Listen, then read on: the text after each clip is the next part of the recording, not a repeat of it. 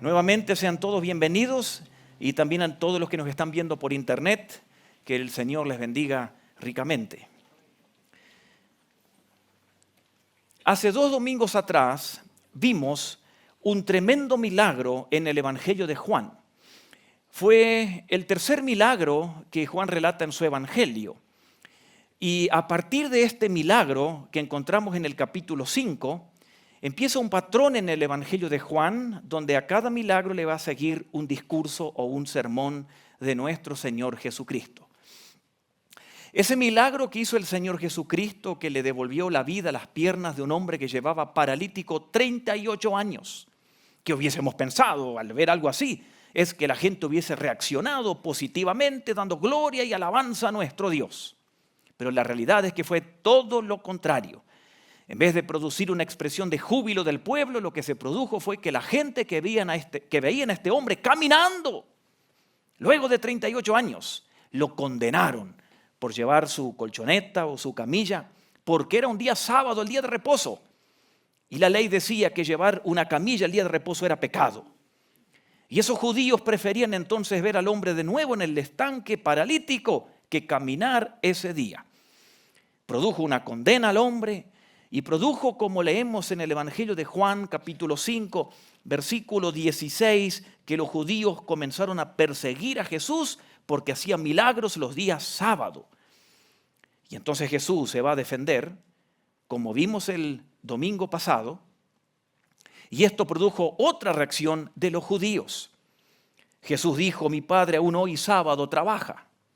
El amor de Dios se demuestra todos los días, no importa que sea días de reposo. Dios hace llover todos los días, no importa que sea días de reposo. Dios sigue perdonando, no importa que sea días de reposo. Dios sigue demostrando su gracia, no importa que sea días de reposo. Y entonces Jesucristo dice en Juan 5, 17, mi Padre sigue trabajando y yo también. Y los judíos entendieron la exclamación y la declaración de Cristo al decir mi Padre y no decir Dios, significaba que Él se estaba poniendo en el mismo lugar de Dios. Y los judíos entendieron. Y por eso dice Juan 5, 18 que los judíos redoblaron su esfuerzo para matar a Jesús ahora, porque no solo sanaba el día sábado, sino que se hacía pasar por Dios. Y entonces Jesucristo empieza su discurso, y no vamos a estudiar todo porque es mucho y está muy bueno realmente, pero hoy quiero que veamos la segunda parte del discurso o sermón de Cristo en reacción a los judíos por ese milagro. Y lo que vamos a ver hoy se encuentra en San Juan capítulo 5, versículos 33 al 40. Juan 5, 33 al 40. El título de este tema es, como ustedes ven aquí, los testigos dieron la misma versión. Porque Jesús va a defender su punto, que es Dios. Pero Jesús les va a decir a estos judíos, en el verso 31 de Juan 5, si yo testifico en mi favor, mi testimonio no es válido. Eso no significa que Jesús está diciendo que lo que Él dice no es verdad. Lo que quiere decir es que si yo doy testimonio de mí, ustedes no me creen. ¿Por qué? Porque la ley del Antiguo Testamento en Deuteronomio 19:15 dice que antes de condenar a alguien hay que tener 2 o 3 testigos. Y eso se utiliza hoy todavía en las leyes, en los juzgados. Entonces Cristo les dice que ustedes judíos, basados en la ley, no me prestan atención, no me creen porque yo testifico de mí mismo. Se necesitan otros que defiendan mi punto. Es como cuando llevan a la cárcel a un asesino, a un malhechor, o por ahí a veces a algunos de nuestros gobernantes corruptos de Latinoamérica. Usted nunca va a escuchar uno de estos gobernantes que dice, la verdad que sí, le robé al pueblo de los impuestos. ¿Escuchó eso usted alguna vez? No, nunca lo va a escuchar, a menos que Dios los toque. Los que siempre dicen, soy inocente. Y entonces, ¿qué se hace para condenar a alguien? Se requiere de testigos. Y eso es lo que Jesús va a mostrar ahora. En los versículos 33 al 40. Él está defendiendo su punto. La gente le dice, ¿y cómo te vamos a creer a ti? Si no tienes testigos, tú dices que eres Dios, eres un lunático, estás loco, eres un mentiroso. Y entonces Jesucristo va a presentar 4 testigos. Que lo interesante es que estos testigos testifican a favor de Cristo, pero al mismo tiempo en contra de los acusadores, de los judíos. Y esto tiene una gran lección al final para nosotros. Así que veamos el primer testigo. Aquí los que defienden a Jesús, digamos, los que salen en su defensa. Encontramos el primer testigo, San Juan 5:33. Ustedes enviaron a preguntarle a Juan, este es Juan el Bautista, y él dio testimonio, o un testimonio válido. Juan el Bautista, el primer testigo que da testimonio. Y no es que acepte yo el testimonio de un hombre, más bien lo menciono para que ustedes sean salvos. Juan era una lámpara encendida y brillaba y ustedes decidieron disfrutar de él por un tiempo, o de su luz por un tiempo. Cuando empezamos el año pasado esta serie, hablamos un poco de Juan el Bautista. Y allí en Juan 1:26, por ejemplo, leemos que Juan habla a favor del Señor Jesucristo. En Juan 1:26, Juan dice, yo bautizo con agua, pero vendrá luego otro mayor que yo, que no soy ni siquiera digno de desatarle la correa de las sandalias. Juan está apuntando a Cristo. Los judíos tenían como verdadero el ministerio de Juan y le creían que era profeta. Hasta mandaron a preguntarle a Juan, ¿eres tú el Cristo? Y Juan dice en Juan 3:26, Juan 3:26, fueron a ver a Juan y le preguntaron quién era. Y en el 28 Juan habla, yo no soy el Cristo. Y hemos visto ya de Juan el Bautista anteriormente. Juan siempre apuntaba a Cristo. Y Jesús dice, ustedes disfrutaron de Juan, pero él daba testimonio de mí. Ustedes no le creyeron, porque no me están creyendo a mí. Y Jesucristo va a presentar el segundo testimonio que vemos aquí, o el segundo testigo en el versículo 36. El testimonio, dice Jesús, Juan 5:36, con que yo cuento, tiene más peso que el de Juan, porque esa misma tarea u obras que el Padre me dio, yo las estoy llevando a cabo. Este milagro lo hice hoy, sané a un paralítico, no porque se me antojó y para hacerle la vida imposible a ustedes. Yo hice este milagro porque mi Padre me dijo que lo hiciera hoy. Jesús les está diciendo aquí que tiene otro testimonio, que es su obra, sus tareas o sus milagros. Juan hablaba de Cristo, los milagros hablan de que Él es Dios. Pero lo interesante es que no creyeron tampoco ni al ver los milagros. Vieron un muerto resucitado en Juan 11, Lázaro, y redoblaron el esfuerzo para matar a Jesús. Ahora no podían borrar la evidencia de un muerto vivo, pero redoblaron el esfuerzo para deshacerse de Jesucristo. En Juan 10:38, aquí en este evangelio, Jesús dice, si no creen lo que yo digo, crean por los milagros que les estoy haciendo. Y usted ha escuchado a la gente que dice, si no veo un milagro, no creo. No, aunque vean un muerto resucitado, tampoco van a creer. Porque aquí vieron luego un muerto resucitado y no creyeron.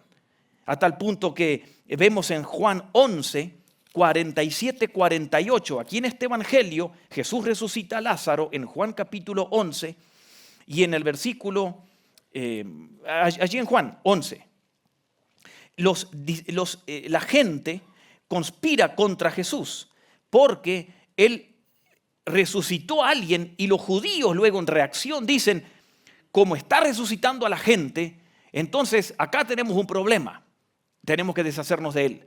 Y luego dicen, no, este no debe ser Dios. Él está asociado con los demonios y hace un milagro en el nombre del diablo. Mira, le buscaban la vuelta para encontrar explicación a los milagros, porque no creyeron. Pero Jesús dice, hay un testigo que habló de mí. Ustedes lo disfrutaron, pero no le creyeron. Juan el Bautista. Tienen los milagros, pero tampoco creen que los milagros muestran que yo soy Dios. ¿Qué otra cosa? ¿Qué otro testigo hay? El tercero, encontramos allí en el versículo 37. El Padre, dice Juan 5:37, el Padre que me envió ha testificado en mi favor. Otro testigo, Juan 5:37. Ustedes nunca oyeron la voz del Padre. Ustedes no vieron su figura. No vive su palabra en ustedes. porque no creen en mí, aquel a quien el Padre envió. El Padre es el tercer testigo que también testificó a favor de Jesús. No lo dice el Evangelio de Juan, pero podemos leer en los otros evangelios. Cuando a Jesús lo bautizaron, ¿recuerdan? Vino una voz del cielo que dijo, este es. ¿Recuerdan? En el monte de la transfiguración, otro ejemplo, cuando estaba allí Jesús transfigurándose, su rostro brillaba, vino una voz del cielo que dijo, este es mi Hijo, a él oigan. El Padre testificó de Jesús, pero hay un cuarto testigo, como para rematar el punto allí.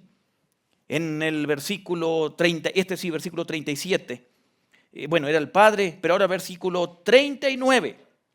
Verso 39, Juan 5, 39. Ustedes estudian con diligencia las Escrituras porque piensan que en ellas hayan la vida eterna y son ellas las que dan testimonio. ¿De quién? De mí o en mi favor. Juan 5, 39. Ustedes los judíos estudian las Escrituras pensando que en ellas encuentran la vida y ellas dan testimonio de mí. Cuarto testigo que habla a favor de Cristo.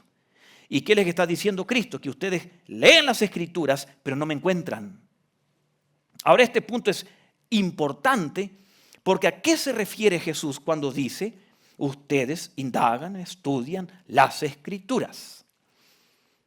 Y este es el tiempo del verbo estudian, un infinitivo. En las versiones antiguas dicen estudien. Es una orden, o escudriñen, y el sentido del verbo mejor es este. Recuerden que el idioma o hebreo o el idioma griego no tienen tiempos, ¿ok? En los originales. ¿Cómo el traductor bíblico decide en qué tiempo poner los verbos? De acuerdo al contexto. Y aquí no hay una orden que Jesús les está dando a los judíos en el contexto anterior, sino que los verbos están todos en el mismo tiempo. Por eso lo que mejor aquí queda es esta. Ustedes ya están estudiando las Escrituras. Ustedes conocen la ley del Antiguo Testamento.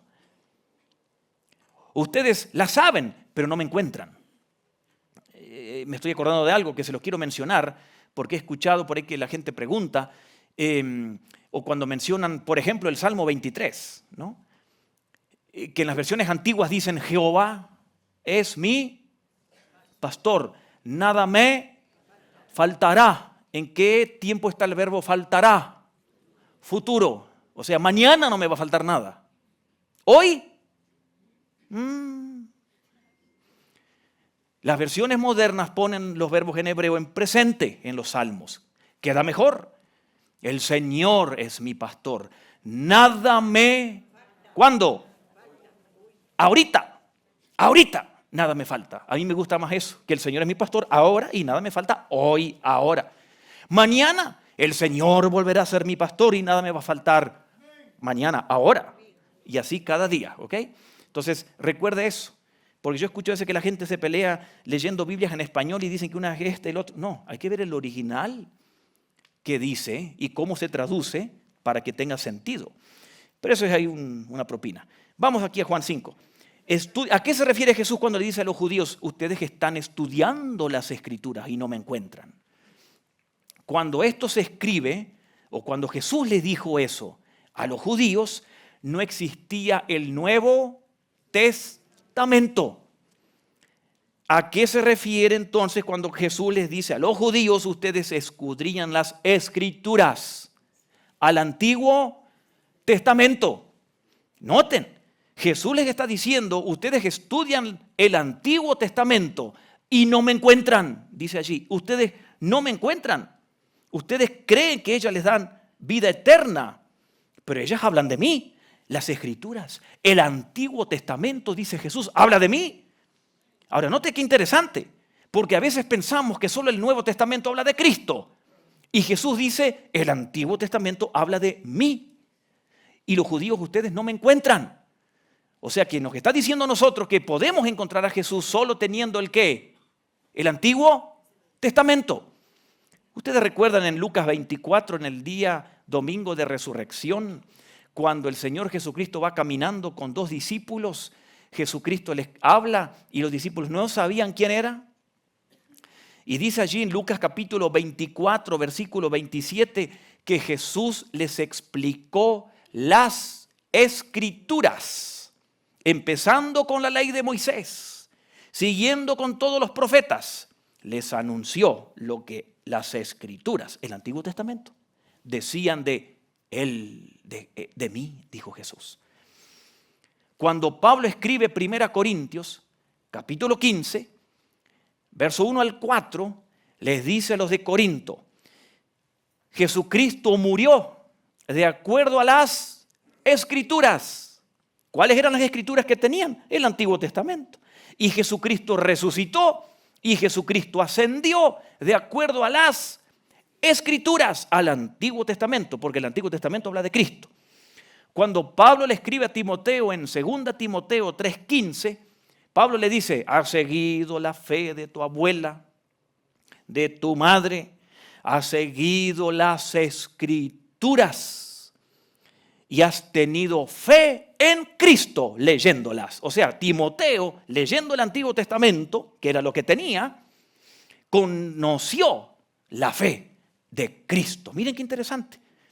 O sea que el problema de los judíos era que tenían el Antiguo Testamento, pero no encontraron a Jesús. ¡Qué terrible! Porque podemos tener la Biblia y no conocer al Señor. Y vaya que debe haber muchos. Podemos congregarnos y no conocer al Señor. Podemos tener una Biblia bien grande y abierta en la casa y no conocer al Señor. Los judíos estudiaban la Biblia, el Antiguo Testamento. Ellos no la leían. Ellos se sabían de memoria el Pentateuco, por ejemplo.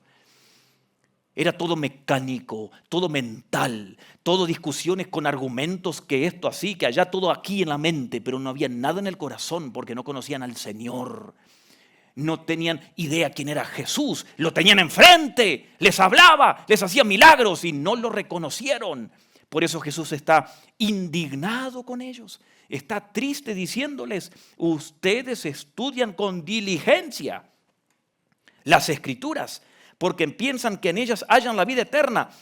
Pero las Escrituras no son un fin para estudiar, deben ser un medio para conocer más al Señor. No hay que decir: voy a ir a un seminario porque quiero saber más de la Biblia. ¿Y eso qué? Usted puede tener la cabeza como una cebolla grande conociendo la Biblia sin conocer al Señor. Usted puede leer la Biblia 20 veces por año sin conocer al Señor. El Señor quiere que la Biblia nos lleve a Él. Por eso les dice después aquí, los remata en el versículo 40 con este veredicto: ustedes no quieren venir a mí. Lo sentenció a todos. Jesús les está diciendo: esos 4 testigos, Juan el Bautista, ustedes lo amaban, apreciaban su ministerio, pero no le creyeron porque él habló de mí. Ustedes ven mis milagros, tampoco creen que yo soy Dios. Ustedes escucharon o les contaron el testimonio del Padre que hablaba del cielo. Tampoco le creen, no le conocen. Ustedes tienen el Antiguo Testamento. No me conocen a través del Antiguo Testamento. Y el Señor hace un análisis del ser humano de aquel entonces y de hoy. Y les dice en el verso 40, ustedes no quieren. Hay evidencias, pero no quieren. Eso es como cuando usted le habla a un compañero de trabajo o familiar o vecino 50 años del Evangelio. Le presenta todos los argumentos, defiende la fe, los trae a la iglesia siempre y no se convierte. ¿Por qué? ¿Por falta de argumentos? No. ¿Por falta de pruebas? No. No quiere venir a mí. Esa es la sentencia del ser humano. Le pasaba a los judíos. No quieren. Interpretaban mal la Biblia, no observaban a Cristo allí. Jesucristo les dice: ustedes no quieren venir a mí. Y esa frase, venir a mí, es una de las más repetidas y maravillosas del Señor Jesucristo en los evangelios. Él siempre nos llama a Él. Mateo 11, 28 al 30. Si están cansados de la vida, agobiados por los problemas, por las enfermedades, por la pobreza, por malos hábitos, cansados de pecar, vengan a mí que les haré descansar. Eso lo dice el Señor. Vengan a mí. Vengan a mí. El domingo que viene, si Dios nos permite, veremos el milagro que sigue en el capítulo 6, la cuarta señal, y el capítulo 6 contiene una quinta señal también. Jesús alimenta a miles, camina sobre el agua. Y Jesucristo luego nuevamente da un discurso después de estos milagros, y Jesucristo dice allí en San Juan capítulo 6, versículo 35, San Juan 6, 35, yo soy el pan de vida, el que viene a mí. El que viene a mí no tendrá hambre, vivirá satisfecho, vivirá con un corazón contento, con un corazón agradecido, pero tiene que venir a mí. Noten que no dice tiene que leer la Biblia, No dice tiene que estudiar en tal instituto bíblico, no dice tiene que congregarse en una iglesia, no dice tiene que hacer esto en un ministerio. ¿Por qué? Porque el llamado de Dios siempre y en primer lugar es ir a Él. Por eso Él dice, vengan a mí, a mí, a mí. Esto es tan importante.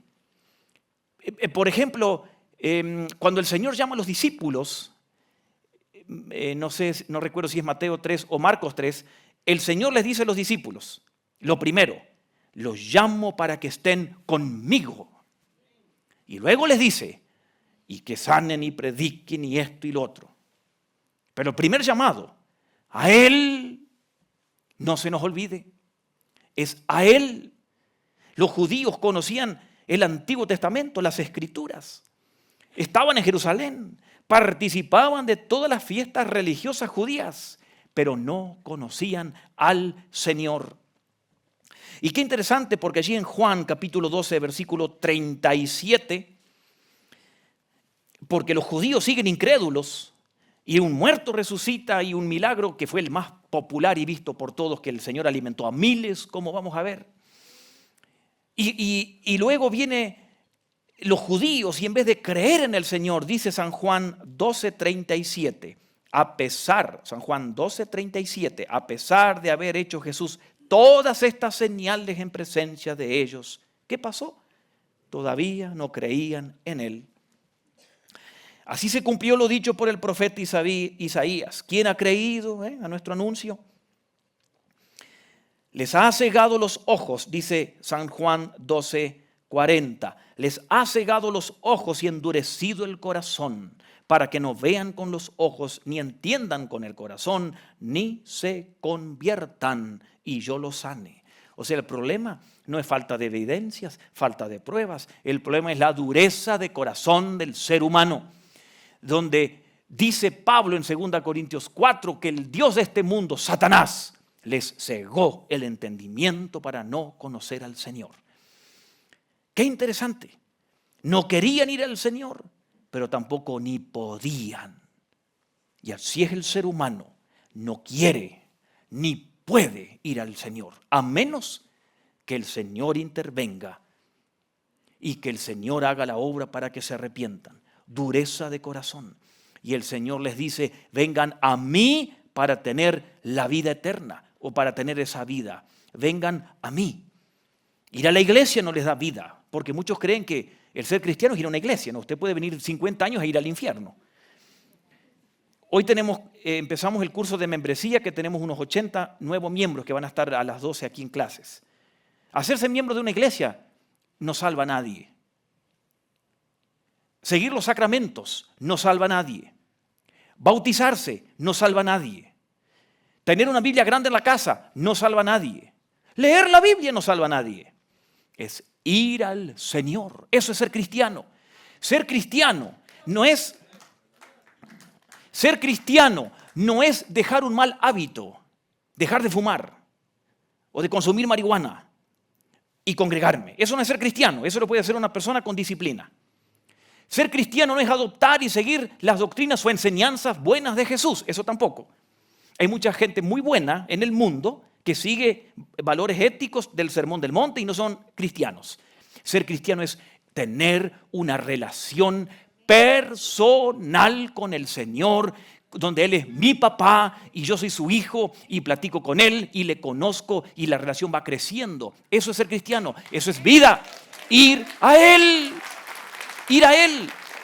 Aquí lo dice el Señor Jesús. Una relación personal. Y miren qué fantástico, Porque en Juan 6:37 Jesucristo dice, en Juan 6:37, el que a mí viene no lo rechazo. Qué lindo. Eso, encontrar aceptación, es lo que todo ser humano busca en la vida. Pero en este mundo siempre hay rechazo. Y todos en algún momento nos sentimos rechazados. O por un grupo o por gente. Si usted no tiene plata, los que tienen mucho, lo rechazan. Si usted tiene mucho, los pobres lo rechazan. Si usted no sabe nada, los que saben mucho, lo rechazan. Si usted sabe mucho y es un genio, los ignorantes lo rechazan. Así es, ansina es. Pero Jesús dice, el que viene a mí, así como está hoy, no con las reformas o reformado, así como estamos, no nos rechaza. Como dice un viejo himno, tal como soy. ¿Recuerdan a la gente más grande? Sin más decir, así como estoy hoy, tal como estoy hoy, Él no nos rechaza. Con todos tus fracasos, con todas tus victorias, con todas tus luchas, con todos tus triunfos, con todas tus bendiciones, con todos tus problemas. Hoy Él dice, no te rechazo. Vengan a mí. Vengan a mí. Sigue siendo el llamado del Señor. Siempre. Siempre. Hoy, cuando usted hoy vaya a trabajar o a estudiar o a cocinar, el Señor le sigue llamando. Porque tiene que entender algo. A veces pensamos los cristianos que vamos a la cruz de Cristo y vamos al Señor en aquel momento que entregamos nuestra vida, hace un día atrás o 50 años atrás. Y claro, hay un momento de quiebre en la vida donde pasamos de muerte a vida eterna, cuando entregamos la vida al Señor y ponemos la confianza solo en la cruz, en la obra de la cruz para salvación. No es la oración que salva, la oración de fe, el levantar la mano, esos son aditivos, ese es el chirmol. Lo que salva es confío en el momento en que confío de la obra de Cristo en la cruz. Suficiente. Ese es el punto de quiebre. Pero ir al Cristo, el llamado de ir a Él, no es un momento en la vida. Es un proceso de vida continua.